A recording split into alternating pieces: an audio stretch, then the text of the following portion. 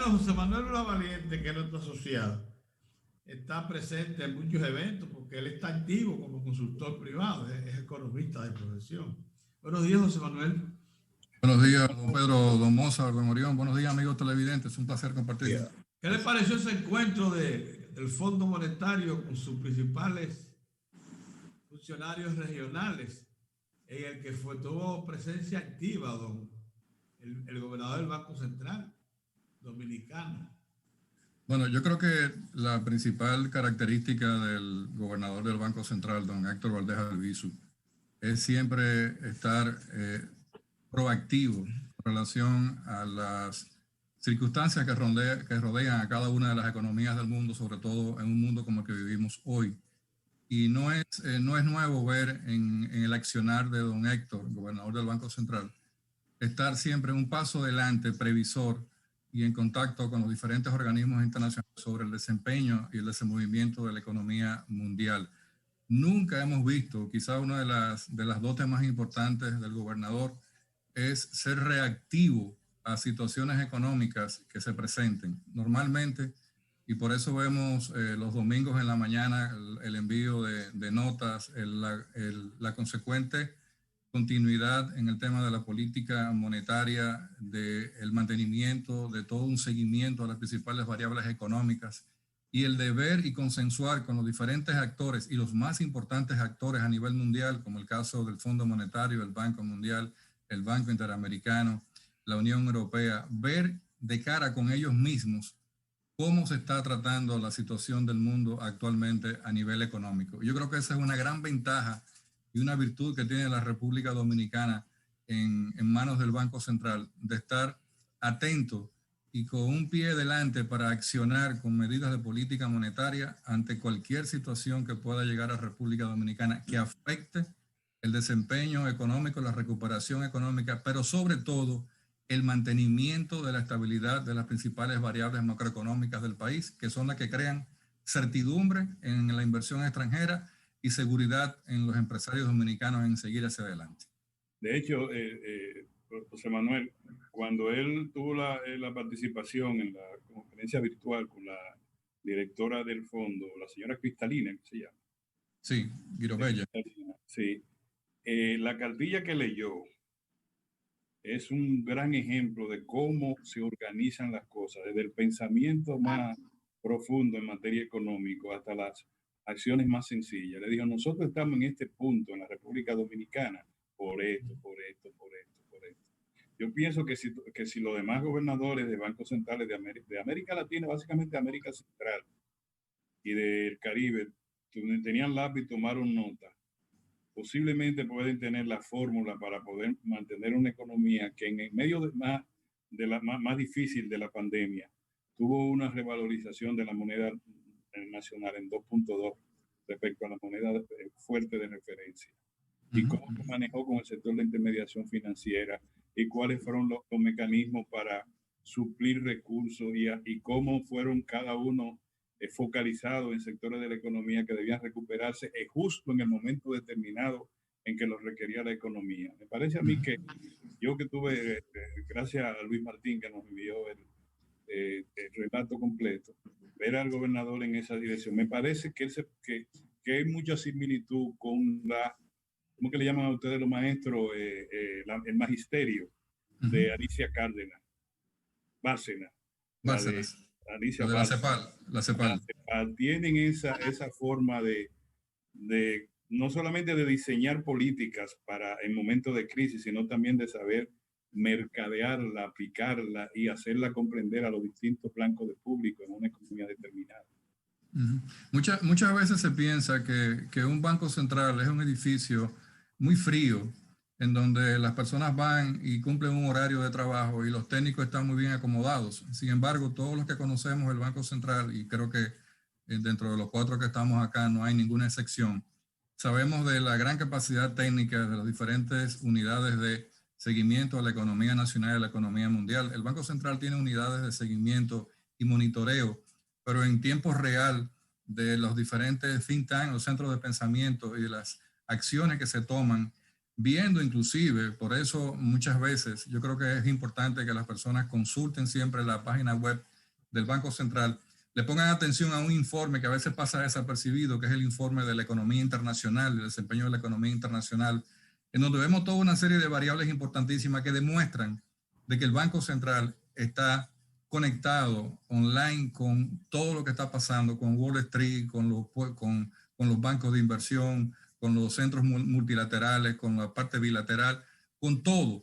Y por eso se pueden emitir y se pueden recomendar. Y creo que eso es la característica que hace que Héctor Valdés esté en el Banco Central en este momento.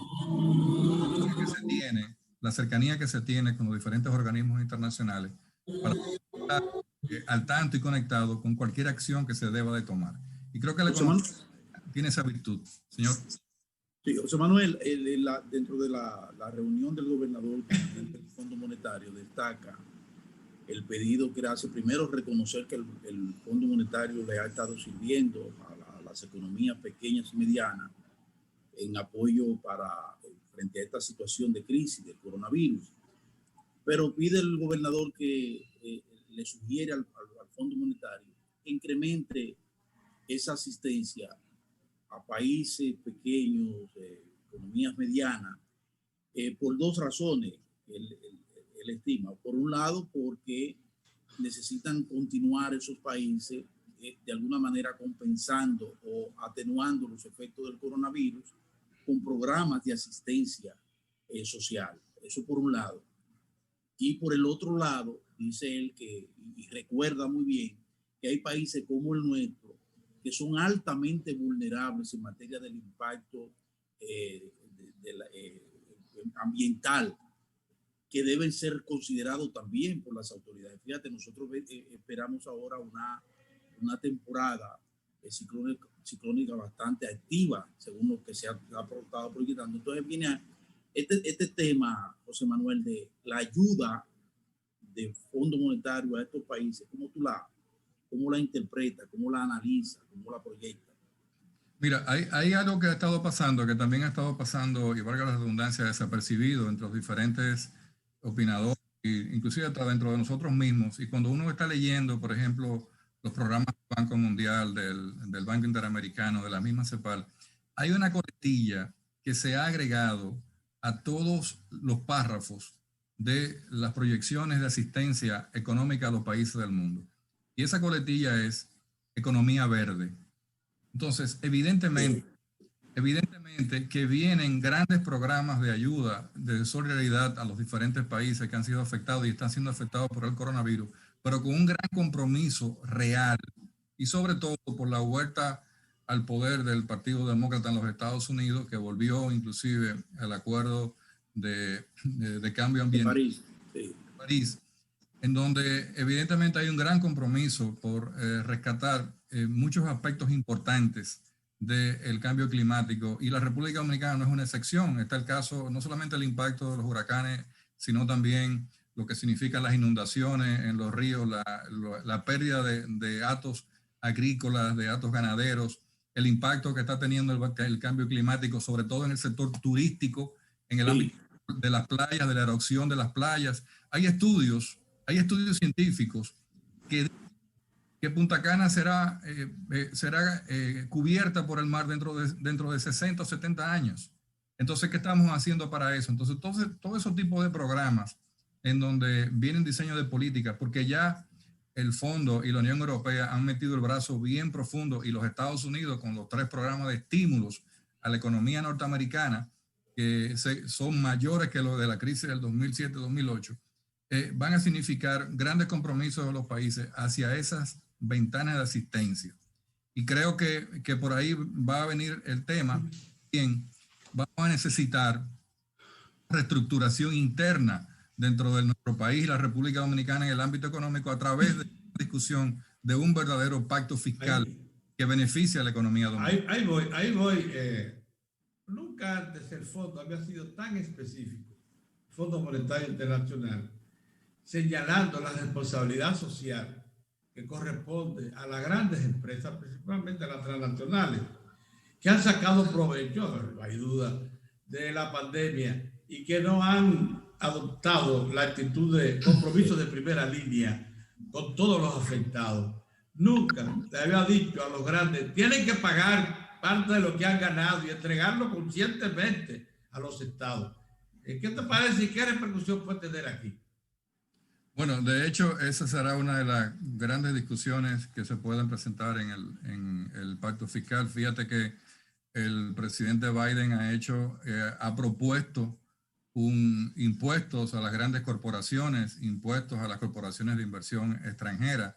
Y para nadie es un secreto que en la República Dominicana, por ejemplo, tenemos leyes que benefician a la inversión extranjera. Veremos cómo podemos afectar, cómo podemos procurar de que haya una mayor tributación, una mayor fiscalidad desde áreas que generan mucha riqueza, muchos recursos y que realmente no se reflejan en el impacto de la economía dominicana.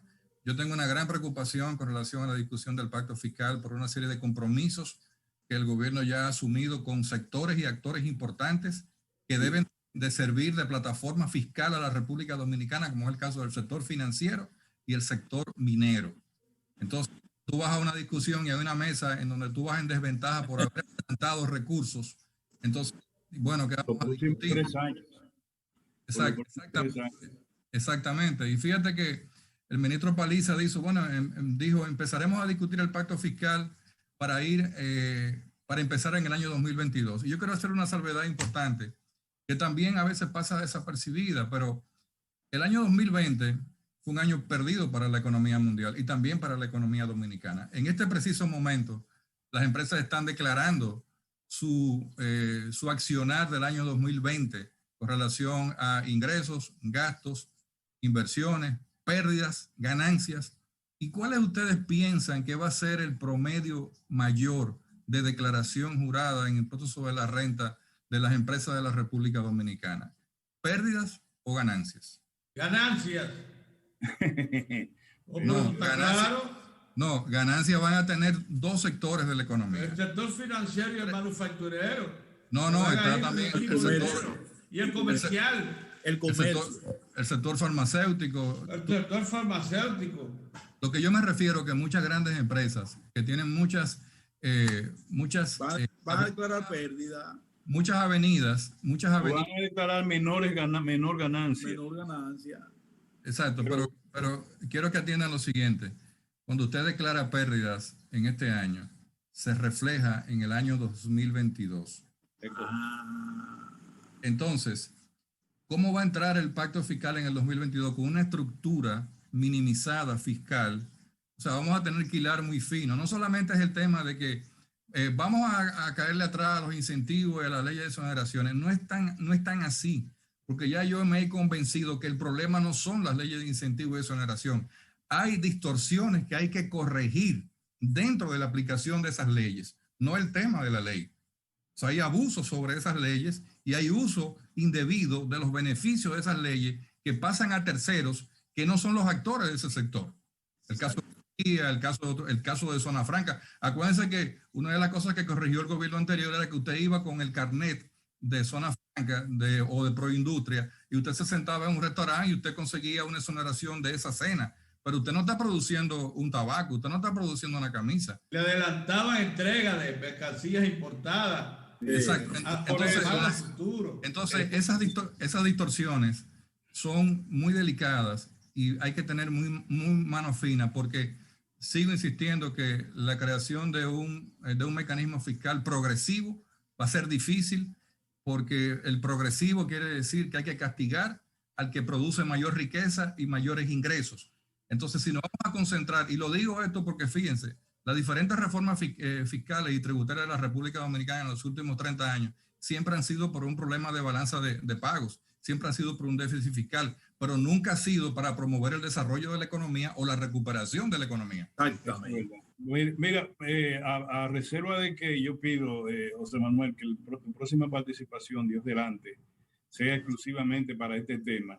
Yo le he pedido a los colegas que vamos nosotros también a impulsar ideas novedosas como la hemos tenido en los últimos 15 años respecto a este tema, porque a mí me parece que la reforma fiscal que ha propuesto el presidente, más que reforma fiscal, es un gran acuerdo político-económico sobre el destino inmediato de la economía dominicana. Es decir, Exacto. ahí tenemos, eso no es los remiendos que se están dando. Y si son los remiendos, guardemos la ropa y se fuñó todo.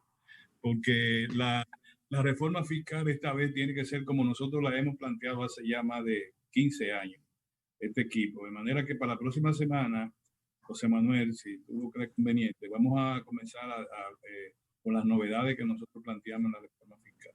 Sí, cómo no. Pero fíjate, ustedes hablaban al principio, creo que escuché a Pedro cuando inició el programa, sobre la reunión del presidente de la República ayer con los empresarios, agradeciendo su apoyo al tema de la pandemia. Entonces, ahí ya tenemos también una situación. O sea, si uno es muy claro, a veces uno le puede caer mal o bien a alguien, pero yo creo que también era el momento de decirle a los empresarios, vamos a ponernos las pilas y vamos a empezar la mesa de discusión.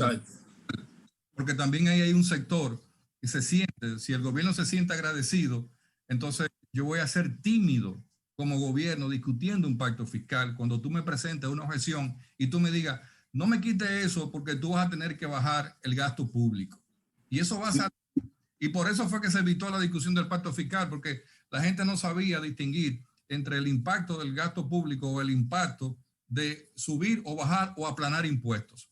Entonces yo creo que aquí tenemos que ya ir cambiando esa estructura mental que nos mantiene en una situación en donde solamente vamos a hacer algo si es para corregir lo otro. Yo creo que lo más importante es que tengamos una fiscalidad, un pacto fiscal lleno de certidumbre, de estabilidad, de amplio espacio en el tiempo, en donde las personas se sientan en la confianza de que por fin yo me voy a sentir seguro de que yo estoy tributando para que un Estado invierta y gaste bien mis recursos y que los sectores productivos a su vez se desborden a tener una mayor y más transparente fiscalidad. No, yo quiero decir y una más reducida vocación de ganancia, porque esa cosa también hay que ya introducirle a la sociedad dominicana. Quieren ganar demasiado. Miren, finalmente, Pedro, oye, sin guardando las 3 causales por ahí, todo eso, que no es discusión de ahora. Aquí de repente, un tema tan importante como este, fíjate que en la gran prensa y en lo demás, donde hay influencia, como que se ha querido abortar a destiempo, sin ser causa de una violación, ni que se va a morir la madre. Hay como un deseo de que se aborte antes, pero mucho antes de la 3ª semana. Vámonos. Muchas gracias, José Manuel, hermano. Tú siempre tan. Gracias. Hermano, ya tú sabes, la próxima semana vamos a seguir con este tema. Ok, muchas gracias. Nos vemos mañana. Cuídense. Un abrazo. Buen día.